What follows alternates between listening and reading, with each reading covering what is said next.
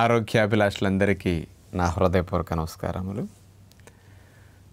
మనకి పగలు రాత్రి అనే భేదం లేకుండా టెక్నాలజీ పెరిగిన దగ్గర నుంచి ఉద్యోగ వ్యాపారాలు చేసుకోవాల్సి వస్తుంది.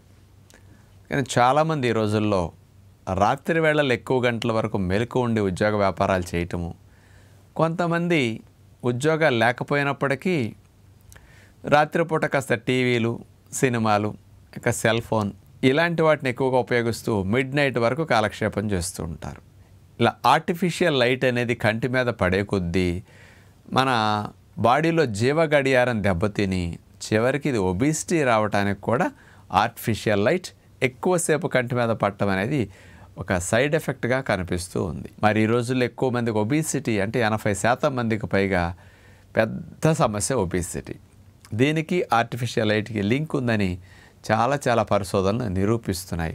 ఒక 112 పరిశోధనా పత్రాల సారాంశాన్ని ఒక పరిశోధనగా 2022 ఆగస్టు 5న యూనివర్సిటీ ఆఫ్ రోమ్ ఇటలీ దేశం వారు స్పెషల్గా ఆర్టిఫిషియల్ లైట్ కంటి మీద పడిన దానికి ఒబిసిటీకి చాలా దగ్గర సంబంధం ఉంది అనేది నిరూపించారనమాట. కంటి మీద ఆర్టిఫిషియల్ లైట్ పడే కొద్దీ ఆ రేసెస్ ఏవైతే ఉన్నాయో అవి రెటీనా ద్వారా బ్రెయిన్లో ఉండే SCN అనే భాగాన్ని స్టిమ్యులేట్ చేస్తుంది అనమాట. ఈ SC అనే భాగం స్టిమ్యులేట్ అయిందనుకోండి, అది సర్కాడియన్ రిథమ్ని డ్యామేజ్ చేస్తుంది, అంటే జీవ గడియారాన్ని డిస్టర్బ్ చేసేస్తుంది అనమాట. ఈ జీవ గడియారం రిథమ్ తప్పింది అంటే బాడీలో హార్మోన్స్ అన్నిటినీ కంట్రోల్ చేసేది జీవ గడియారం. మనందరం ఒక వాస్తవం గుర్తుపెట్టుకోవాలి, సూర్యుడు ఉన్నంతసేపు కొన్ని రకాల హార్మోన్స్ ఉత్పత్తి అవ్వాలి. సూర్యుడు అస్తమించిన దగ్గర నుంచి చీకటి సమయాల్లో మరికొన్ని రకాల హార్మోన్స్ను బాడీ ఉత్పత్తి చేయాలి. ఈ హార్మోన్స్ రిలీజింగ్ మెకానిజం జీవ గడియారం, అంటే సూర్యచంద్రుల యొక్క గమనాన్ని బట్టి జీవ గడియారం నడుస్తూ ఉండేటట్టు డిజైన్ చేయబడింది శరీరం. మనం పగలు సూర్యకిరణాల వెలుతురులో తిరుగుతూ ఉంటాం, ఇది హెల్దీ. కానీ ఆర్టిఫిషియల్ లైట్లో నైట్ ఎక్కువసేపు గడపటం వల్ల కంటి మీద పడ్డ ఈ రేసెస్ అన్నీ కూడా బాడీలో జీవ గడియారం రాత్రిపూట రిలీజ్ చేయాల్సిన హార్మోన్స్ని ఫ్లక్చుయేట్ చేసేస్తుంది. నైట్ టైం రిలీజ్ అవ్వాల్సిన మంచి హార్మోన్స్ ఉంటాయి, బాడీని రిపేర్ చేసేవి, బాడీని క్లీన్ చేసేవి, బాడీని కంట్రోల్ చేసుకునేవి, బాడీని రిలాక్స్ చేసేవి.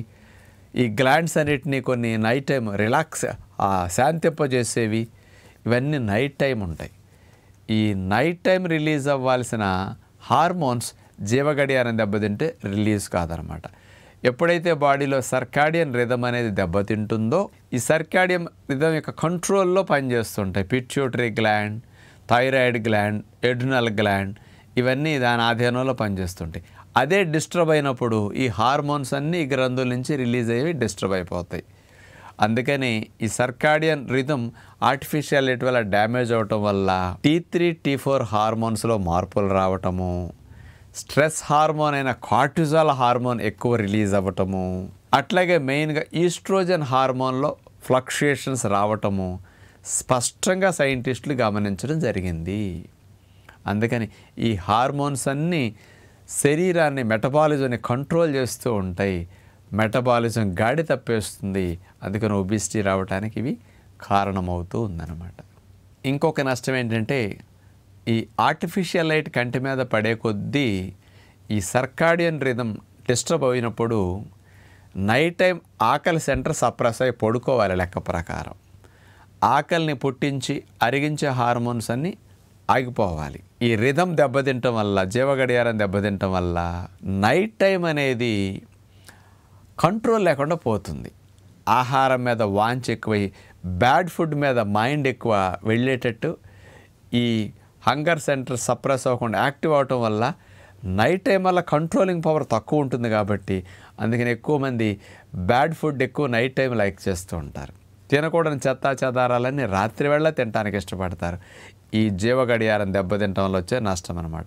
అందుకని ఒబిసిటీకి మెయిన్గా నైట్ టైం బ్యాడ్ ఫుడ్ తినటమే ఎక్కువ కారణమని చెప్పబడుతుంది. దానికి రీజన్ జీవ గడియారం దెబ్బతింటాం. ఇక మూడవది ఏమిటంటే జీవ గడియారం దెబ్బతిన్నప్పుడు ఆకలిని కంట్రోల్ చేసే ఆహారం తినొద్దని చాలు లోపల చాలా స్టాక్ ఉంది అని తెలియచేసే హార్మోన్ లెప్టిన్ అంటారు. ఈ లెప్టిన్ హార్మోన్ అనేది పని చేయకుండా అయిపోతుంది జీవకడియారం దెబ్బతినేసరికి. ఈ లెప్టిన్ హార్మోన్ బాగా పనిచేస్తే మనకి తిండి మీద వాంఛ అంత త్వరగా రాదు, ఆహారం తినాలన్న కోరిక ఎక్కువ ఉండదు. ఈ హార్మోన్ పని చేయకపోతే ఆహారం తిన్న గంట 2 గంటలకు 3 గంటలకు మళ్ళీ తినేయాలని ఆకలేసేస్తూ ఉంటుంది. అందుకని లెప్టిన్ హార్మోన్ పని చేయకుండా అయిపోవటానికి జీవగడియారం దెబ్బతింటాం ఒక కారణం. దీనికి కూడా ఒబేసిటీ దారితీస్తుంది. అందుకని ఎక్కువ తినేస్తుంటాం, ఆకలేసేసి ఎక్కువ ఆహారం తింటే కొవ్వుగా మారిపోయి బరువు పెరిగిపోవటం జరుగుతుంది అనమాట. ఈ సర్కాడియన్ రిథం దెబ్బతింటం వల్ల నైట్ టైం అనేది కంట్రోలింగ్ పవర్ తక్కువ ఉంటుంది, కాబట్టి మైండ్ కూడా వీక్ అవుతుంది నైట్ టైం. అందుకని ఈ కంట్రోల్ లేకుండా ఉన్నప్పుడు బ్యాడ్ ఫుడ్ ఎక్కువ తింటుంటాం నైట్. ఈ బ్యాడ్ ఫుడ్ అంతా ప్రేగుల్లో బ్యాడ్ బ్యాక్టీరియాని ఎక్కువ పెంచేస్తాయి, గుడ్ బ్యాక్టీరియాని తగ్గించేస్తాయి. ఈ బ్యాడ్ బ్యాక్టీరియాలు ఎక్కువ అవటం కూడా ఒబేసిటీ రావడానికి ఒక కారణం. ఎందుకంటారా, ఈ బ్యాడ్ బ్యాక్టీరియా ఎక్కువయ్యే కొద్దీ ఆహారాల్లో ఉండే కొవ్వులు ఎక్కువ అబ్జార్బ్ చేసుకునే మెకానిజం ప్రేగులు ఎక్కువైపోతుంది. అట్లాగే ఇన్సులిన్ రెసిస్టెన్స్ కూడా బ్యాడ్ బ్యాక్టీరియాలు ఎక్కువయ్యే కొద్దీ వచ్చేస్తూ ఉంటుంది అనమాట. అందుకని ఇన్సులిన్ రెసిస్టెన్స్ వస్తే డయాబెటీస్ వచ్చే ఛాన్స్ ఎక్కువైపోవటం, అందుకని కొవ్వులు ఎక్కువ అబ్జార్బ్ అవ్వటం చేసేస్తాయి మెయిన్గా. అందుకని దీనివల్ల కూడా ఒబేసిటీ రావడానికి ఒక రీజన్ అని సైంటిఫిక్గా రుజువు చేస్తున్నారు. ఇక మెయిన్గా ఆర్టిఫిషియల్ లైట్ కంటి మీద పడే కొద్దీ నిద్రపుచ్చే హార్మోన్, రిలాక్సేషన్ హార్మోన్ మెలటోనిన్ అనేది తక్కువ తయారవుతుంది. ఇది అంత తక్కువ తయారైతే నిద్ర గాఢత అంత తగ్గిపోతుంది, నిద్ర ఎక్కువసేపు కూడా పట్టదు. అందుకని జనాలకి ఈరోజు నిద్ర పట్టనందువల్ల కూడా నిద్ర పట్టట్లేదని మళ్ళీ తినేస్తుంటారు. నిద్రపుచ్చే హార్మోన్ రిలీజ్ అవునప్పుడు నిద్ర ఎట్లా పడుతుందండి సరిగా? అందుకని దీనికోసం మందు తాగేవాళ్ళు, నిద్ర మాత్రలు మింగేవాళ్ళు ఇట్లాంటి వాళ్ళు ఎక్కువ అవుతుంటారు. ఈ నిద్ర మాత్రలు, ఆల్కహాల్ ఇట్లాంటి వాటి ఎఫెక్ట్ వల్ల ఇంకా ఒబేసిటీ ఎక్కువ వచ్చేస్తుంది. అందుకని దీని ప్రభావంతో కూడా బాడీలో ఇన్ఫ్లమేషన్ ఎక్కువ పెరిగిపోతుంది. అందుకని ఒబేసిటీ పెరిగే కొద్దీ ఏమవుతుంది, కొవ్వు కణాల్లో కొవ్వు నిలవ ఉండే కొద్దీ నిలవన్న కొవ్వు నుంచి ఫ్యాట్ సెల్స్ నుంచి ఇన్ఫ్లమేషన్ రిలీజ్ అవుతుంది. ఆ ఇన్ఫ్లమేషన్ రకరకాల కాంప్లికేషన్స్కి దారితీస్తూ ఉంటుందన్నమాట. అందుకని మెలటోనిన్ హార్మోన్ యాంటీ ఆక్సిడెంట్ లాగా బాగా ఉపయోగపడుతుంది. అది అంత తగ్గిపోతే యాంటీ ఆక్సిడెంట్ కెపాసిటీ మళ్ళీ అంత తగ్గినట్టు అనమాట. దీనివల్ల ఇన్ఫ్లమేషన్ బాడీలో బాగా పెరగటం, రకరకాల కాంప్లికేషన్స్కి దారితీయటానికి మెలటోనిన్ తగ్గిపోవటం ఒక ప్రధానమైన కారణం అని చెప్పొచ్చు అనమాట. ఈ మెలటోనిన్ హార్మోన్ అనేది అంత ఎక్కువ రిలీజ్ అయితే మనకు బాడీ అంత రిఫ్రెష్ అవుతుంది, రీఛార్జ్ అవుతుంది, యాక్టివ్గా ఎనర్జెటిక్గా తయారవుతుంది. ఈ హార్మోన్ ఎంత తగ్గిపోతే అంత వీక్ అయిపోతూ ఉంటుందన్నమాట. కాబట్టి ఇలాంటి నష్టాలు అనేది రాకుండా ఉండాలంటే సాయంకాలం 6-7 గంటల్లోపు డిన్నర్ తినేసేయండి. 9:30-10 మంచి నిద్ర వచ్చేస్తుంది.